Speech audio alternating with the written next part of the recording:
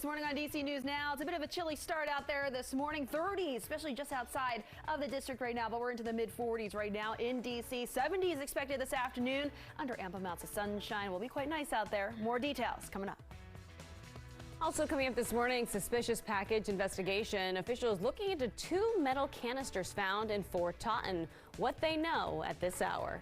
And investing in children, the latest executive order from President Biden to help with the cost of child care and improve the work life of caregivers. And rental assistance coming to Prince George's County. How and when families will be able to apply. The station covering all of the DMV. This is DC News Now.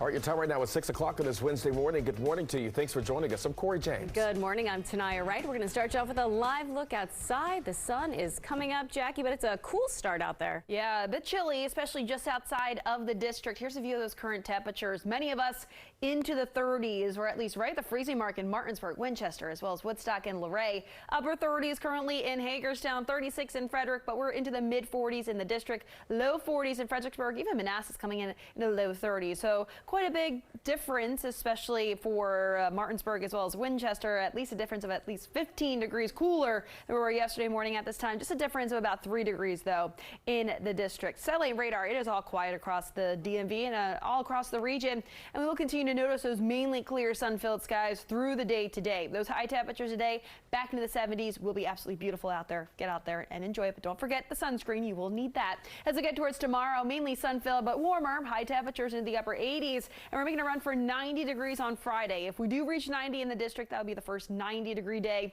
of the year. And not only that, it would be breaking some records. I'll have more details on that coming up. But Shanika's here with the all-morning traffic update. How are those roads right now? All right. Well, we're on 95 heading north and southbound as that sun is coming up. You are starting to see some delays on the northbound side. You are just a bit slow right near Dale Boulevard. Now let's flip over to the maps. Looking at the rest of your roadways, it's looking pretty good. You're not seeing any delays at all on 95 besides right there in Dale City. 66 heading east and west is looking good. Now off of 66, we do have this problem, and that is right on 28 heading north. So if you're heading toward 66, you will see this problem, and that's right before New Braddock Road, guys.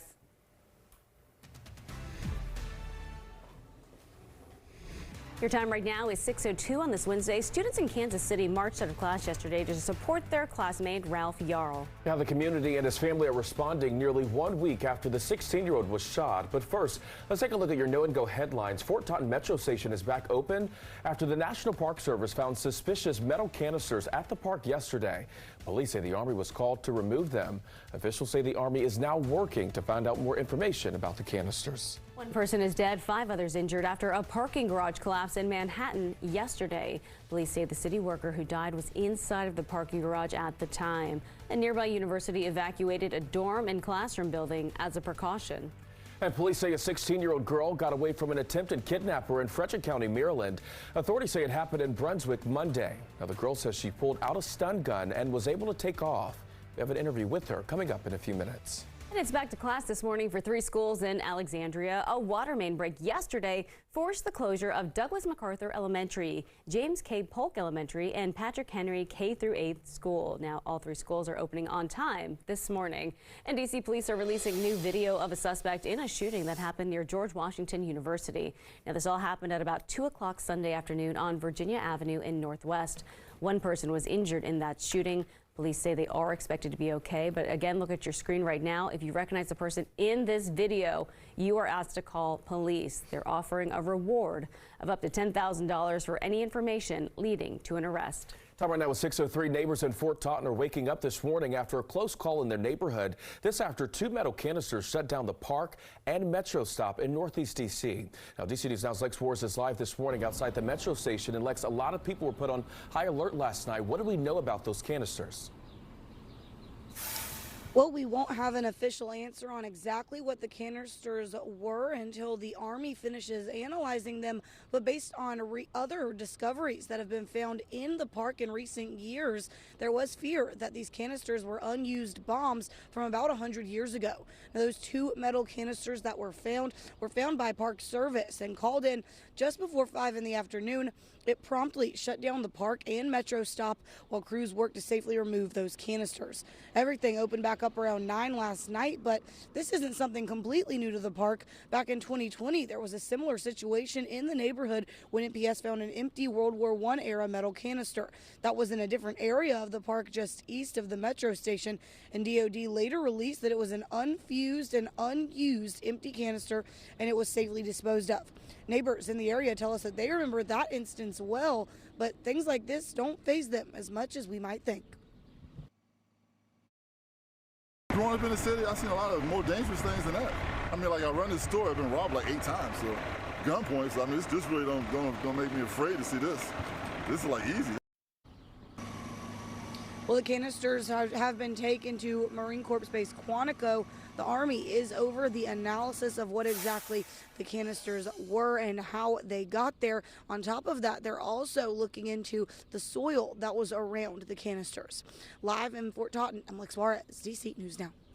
All right, thank you, Lex. Your time right now is 6:05. A family desperate to find their cat that has been missing since an armed carjacking Monday night in Southeast. Now take a look at your screen right now. This is Minnie. Police say she was in a red and cream colored pet carrier inside of that car when it happened. It happened on Monday evening on 7th Street Southeast, right near Eastern Market. Police say the thief made off with the victim's red 2020 Toyota Highlander, which you can see on your screen. That car has Virginia license plates. Police say the accomplice drove off in the other car you see, which is a 2016 Hyundai Sonata, which was caught on surveillance camera. That car has Maryland tags. Now we spoke with Minnie's owner, who asked not to be identified. Minnie has been a part of our family for over 9 years since we rescued her as a kitten. The first few months of her life weren't easy, and she should be enjoying her senior years sunbathing by the window or curled up in her favorite spot on the couch. The black and white cat answers to the name Minnie or Millie. Police are offering up to a $1,000 reward for any information that helps find her and the carjackers. A 16-year-old girl and her mother speaking out this morning after the teen was almost abducted in Brunswick, Maryland on Monday. Yeah, the teen says quick thinking is how she was able to get away. Now, the 16-year-old Macy Como says she was walking down Knoxville Road when a man drove up to her and then asked if she needed a ride. Macy says she thought she knew the driver and that's why she got in the vehicle, but moments later realized she did not know him. Macy then says she put out a stun gun on the man. I had pulled out my taser before he could grab me, and I zapped it, I guess, just to scare him, to get him to unlock the door. And whenever he unlocked the door, I ran as fast as I could. Investigators say the suspect was driving a small black vehicle, possibly a minivan. Anyone with information should contact Maryland State Police. And back here in the district, the city has settled the lawsuit with the construction company over a dispute over labeling workers as independent contractors instead of employees.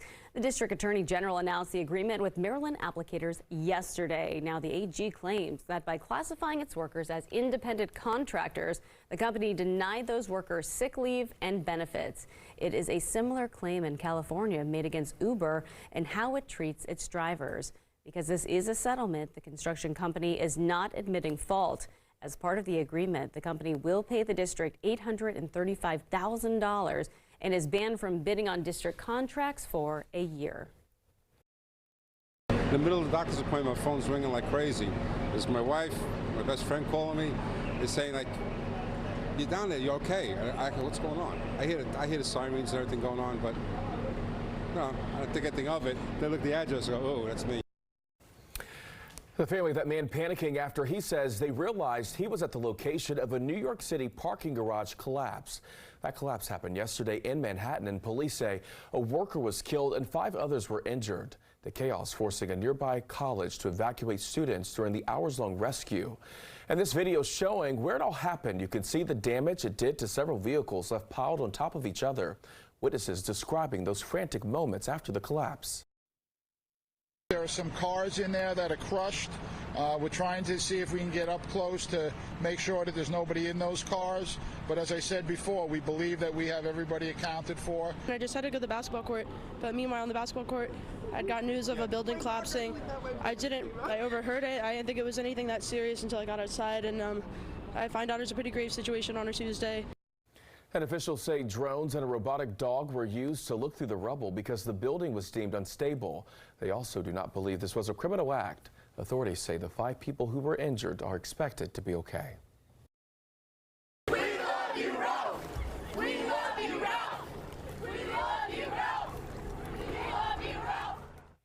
And students in Kansas City, Missouri held a walkout yesterday for their 16-year-old classmate who was shot in the head and arm last week. Ralph Yauer went to pick up his 2 younger brothers last Thursday, but knocked on the wrong door. That is when police say the homeowner, 84-year-old Andrew Lester, shot the teen. Students say they wanted to show Ralph that they are standing with him and bring awareness to his situation. It was really nice to see how many people hear about Ralph's story and know about it and support him.